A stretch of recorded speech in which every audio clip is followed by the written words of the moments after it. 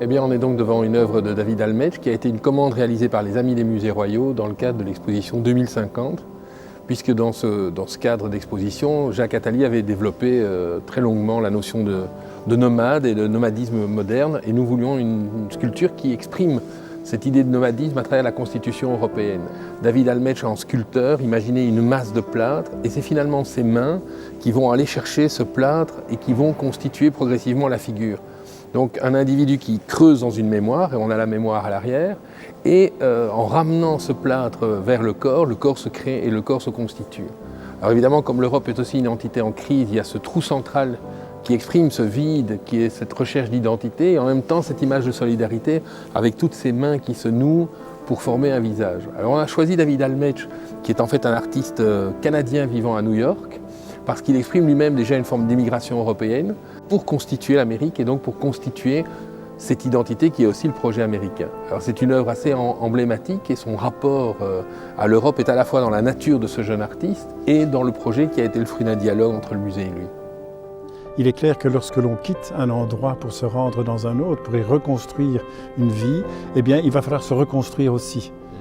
Beaucoup de migrants d'ailleurs se retrouvent entre eux, s'ils peuvent le faire là où ils arrivent, pour essayer de vivre entre eux d'abord, pour reconstituer un peu ce passé d'où ils viennent, cette communauté d'où ils viennent, cette culture d'où ils viennent, pour progressivement s'intégrer dans la culture où ils se trouvent et dans les pays où ils se trouvent, et mixer cette nouvelle culture avec la leur. Et ce qui est important aussi, je trouve, c'est vrai qu'il y a un trou parce qu'on quitte et on laisse derrière soi une bonne partie de soi-même. Et en même temps, on est reconstruit, on est aidé par les autres. Il y a une solidarité formidable qu'on connaît aujourd'hui en Belgique notamment, mais dans tous les pays européens, où des Belges prennent sur eux, sans que rien soit organisé par l'État lui-même, pour accueillir chez eux des migrants et les aider, en tout cas, ne fût-ce que provisoirement, à vivre une vie digne. Et c'est cette dignité qui se reconstruit progressivement, et c'est là que l'on voit l'intérêt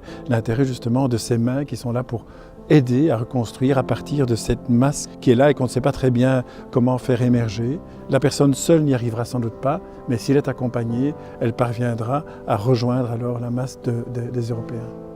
Oui, ce que je trouve aussi intéressant dedans, c'est l'idée d'intégration. La matière qui est la matière première construit un projet. Il y a d'ailleurs un escalier qui montre qu'il y a une sorte de progression et d'évolution dans le bodybuilder, l'homme qui constitue son corps à travers une matière qu'on peut considérer comme un point d'origine, une mémoire. Mais en même temps, il y a cette idée d'intégration et donc je trouve cette sculpture, moi personnellement, me plaisait beaucoup parce qu'elle n'allait pas dans la voie du communautarisme, d'une sorte de fracture